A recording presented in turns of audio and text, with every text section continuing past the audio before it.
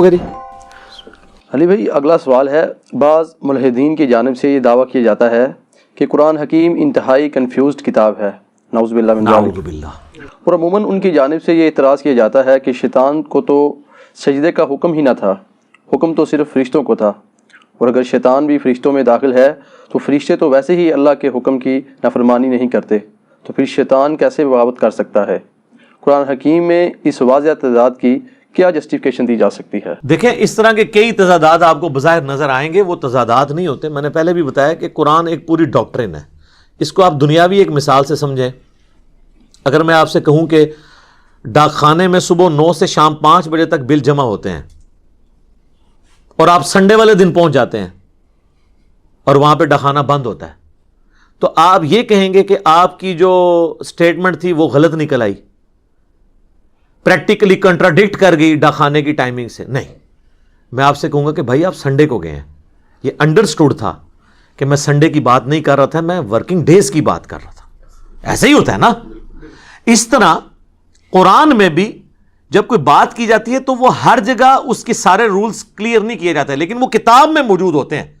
جیسے کہ عام لوگوں کو یہ رول پتہ ہے کہ سنڈے کی چھٹی ہوتی ہے، تو اب یہ اگر میں اپنی ورڈنگ میں بتاتا بھی نا، تب بھی آپ نے اسے انڈرسٹوڈ کرنا تھا، یہی تھا نا۔ تو قرآن میں بھی اللہ تعالیٰ نے مختلف جگہ پہ مختلف رولز بتائے ہوئے ہیں۔ یہ بات درست ہے کہ قرآن پاک میں قصہ آدم اور ابلیس کم از کم 7 دفعہ تو آیا ہے ڈیٹیل کے ساتھ، سورۃ البقرہ میں، سورۃ الاعراف کے اندر، سورۃ الحجر میں، سورہ صاد میں، سورہ بنی اسرائیل کے اندر، سورۃ الکہف کے اندر، سورہ طٰہٰ کے اندر۔ ان میں سے 6 جگہ پہ یہی ہے کہ اللہ تعالیٰ نے حکم دیا فرشتوں کو تو سب کے سب سجدے میں گر پڑے سوائے ابلیس کے۔ اس نے تکبر کیا اور گمراہوں میں شامل ہو گیا، کافروں میں شامل ہو گیا۔ لیکن ایک جگہ ساتھ آیا ہے، کان من الجن ففسق عن امر ربہ، وہ ہے سورۃ الکہف کی آیت نمبر 50۔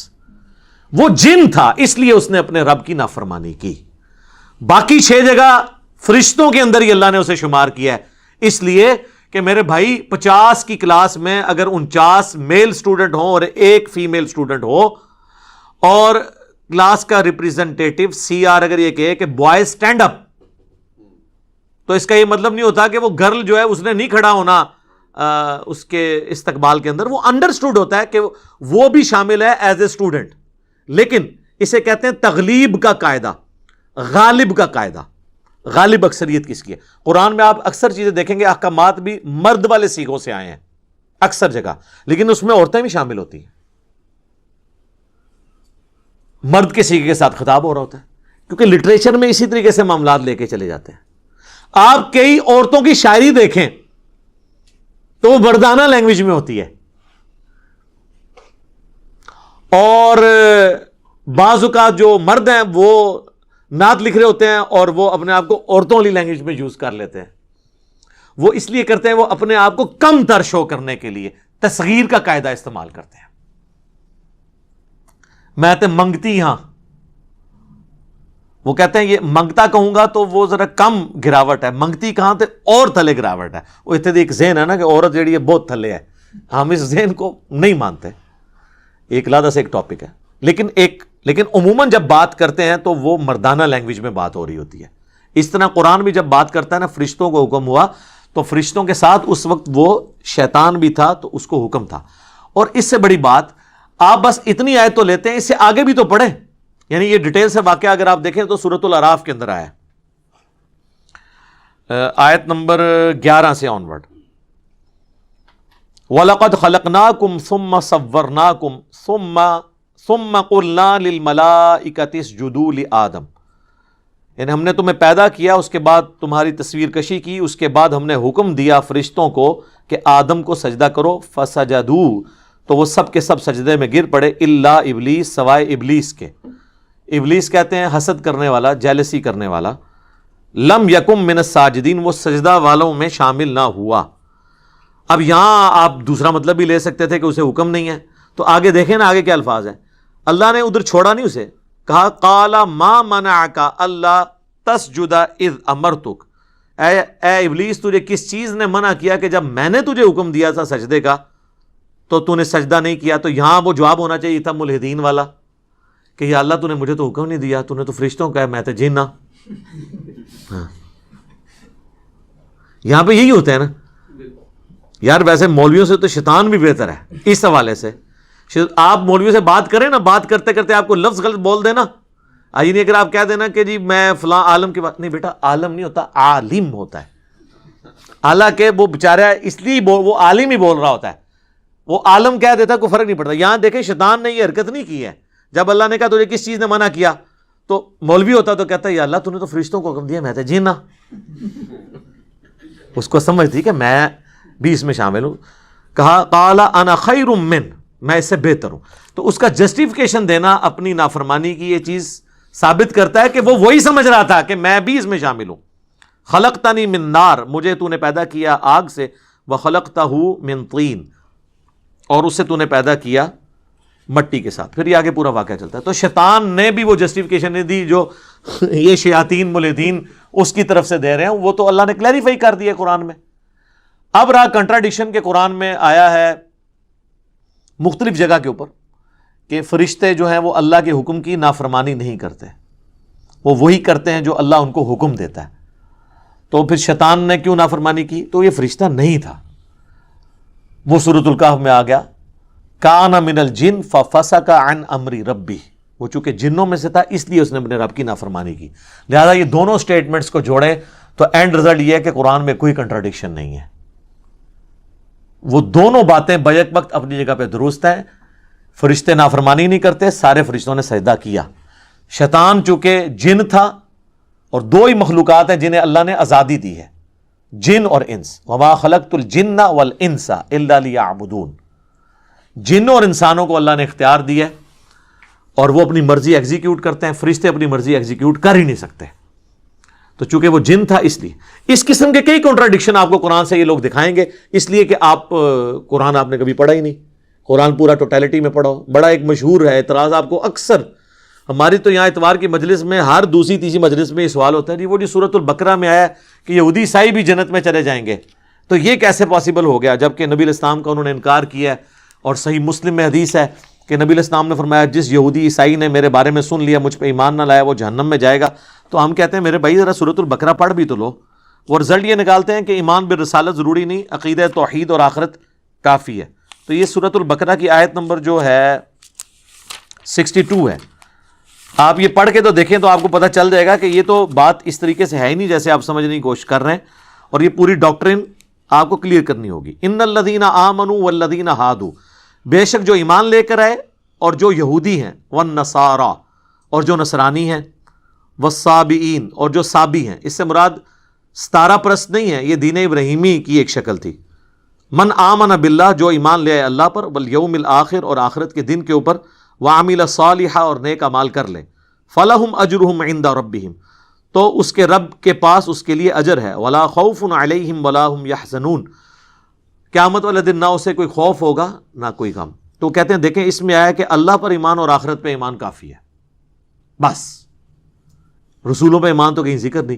سر مجھے یہ بتائیں کہ یہودی کون ہوتا ہے، جو اللہ اور آخرت کو مانے یا حضرت موسیٰ کو بھی مانے؟ موسیٰ علیہ السلام کو بھی مانے، تو ایمان برسالت تو اس میں شامل ہے۔ نصارہ کون ہوتے ہیں؟ جو حضرت عیسیٰ کو بھی مانے۔ صابی کون ہے؟ جو حضرت ابراہیم علیہ السلام کو بھی مانے۔ ایمان والے کون ہیں؟ جو محمد رسول اللہ کو بھی مانے، باقی پیغمبروں کو مانے۔ تو یہ ان الفاظ کے اندر موجود ہے، یہ انبیاء کے نسبتوں کی وجہ سے ان کے یہ نام ہے، تو ایمان برسالت تو اس میں موجود ہے۔ وہ کہتے ہیں جی یہ تو پھر اس کا تو مطلب یہ ہے کہ پھر آج کی ڈیٹ میں بھی کوئی یہودی عیسائی ہے وہ چلا جائے گا، جی اس صورت میں جائے گا جب نبی علیہ السلام پہ ایمان لے آئے۔ وہ کہتے ہیں یہ تو اس میں نہیں لکھا۔ تو سر اس میں نہیں لکھا، لیکن یہ بات جہاں سے 5ویں رکوع سے سٹارٹ ہوئی ہے وہاں تو پہلی بات ہی ایمان برسالت کی ہوئی ہے۔ ایمان برسالت کو اللہ نے ایمان باللہ اور ایمان بالیوم الآخرہ سے پہلے ذکر کر دیا ہے، اس کو پرائورٹی دی ہے، اور وہ یہ جہاں پہ بنی اسرائیل کے اوپر مقدمہ قائم کیا اللہ نے سٹارٹ ہی میں، وہیں پہ اللہ تعالیٰ نے اس بات کا ذکر کر دیا۔ وَآمِنُوا بِمَا أَنزَلْتُ مُصَدِّقًا لِمَا مَعَكُمْ، یہ آیت نمبر 41، یعنی 20 آیات پیچھے۔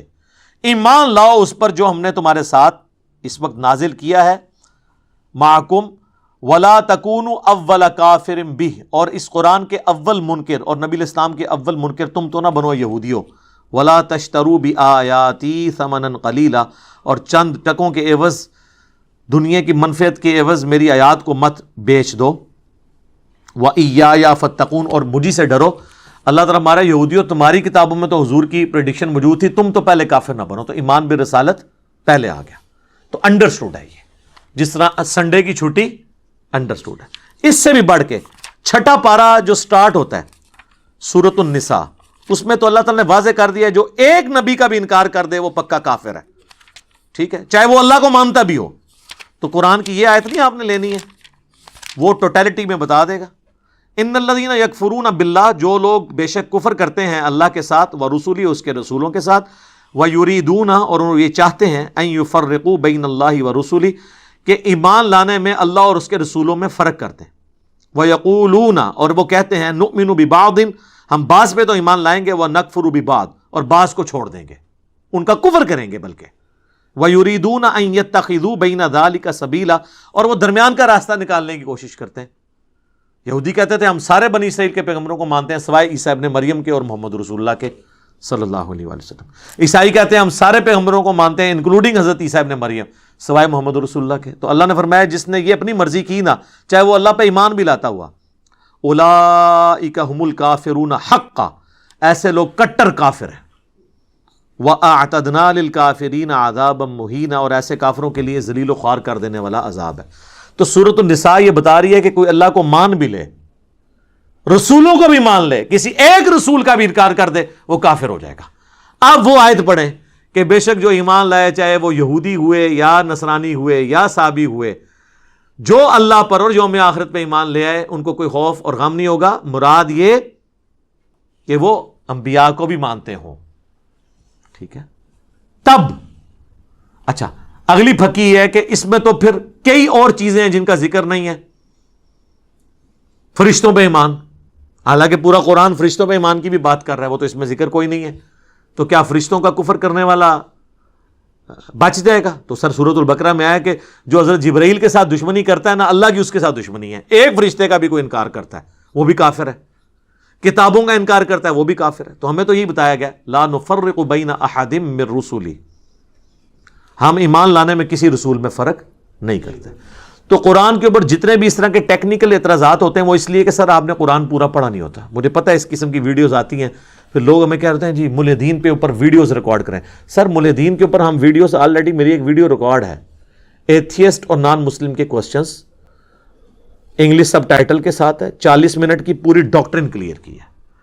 ہمارا ان سے بنیادی اختلاف ہے خدا کے وجود پہ۔ جو شخص خدا کے وجود کو نہیں مانتا وہ ہزار اعتراض بھی کرے، اسلام کے اوپر ہم نے جواب نہیں دینا، کیونکہ ہم ان جوابوں کو دے بھی دیں تب بھی آپ کا میرا اختلاف ختم نہیں ہوگا جب تک آپ اللہ کے وجود کا اقراری نہ ہو جائے۔ جس طرح قادیانی ہمارا ہر مسئلہ مان لیں، ختم نبوت میں ہماری بات نہ مانے تو ہمیں اس سے کوئی انٹرسٹ نہیں ہے۔ پہلے ختم نبوت ڈسکس ہوگی، اس کے بعد کوئی رزلٹ نکلے گا تو آگے چلیں گے۔ اسی طریقے سے پہلے المحنت ڈسکس ہوگی، اس کے بعد پھر فقہی مسائل اور باقی چھوٹے چھوٹی مسائلیاں ڈسکس ہوں گی، اختلافنیاں ڈسکس ہوں گی۔ جب بڑا اختلاف ہی سیٹل نہیں ہو رہا تو چھوٹے اختلاف کے اوپر تو ٹائم ضائع کرنے والی بات ہے۔ اور یہ اصول ہوتا ہے، ایک بندہ ہے جسے نزلہ زکام بھی ہے اور پیرلل میں کینسر ہے پہلی سٹیج کا، آپ اس کے نزلہ زکام کا علاج کرائیں گے یا کینسر کا؟ اس لیے کہ وہ دوسری سٹیج میں نہ چلا جائے۔ تو عقیدے کا کینسر ہو جسے، اسے رفع الیدین کرنے یا نہ کرنے کا نزلہ زکام، آمین اونچی کہنے یا آہستہ کہنے کا نزلہ زکام، اس کے اوپر ڈسکشن کرنی چاہیے؟ نہیں۔ جب عقیدے کا اختلاف ہے تو باقی چیزیں چھوٹی ہیں۔ تو یہ ہم ساتھ ساتھ تھوڑے معاملات کو کلیئر بھی کر دیتے ہیں تاکہ آپ کو ان معاملات میں آسانی ہو جائے۔ ٹھیک ہو گیا جی؟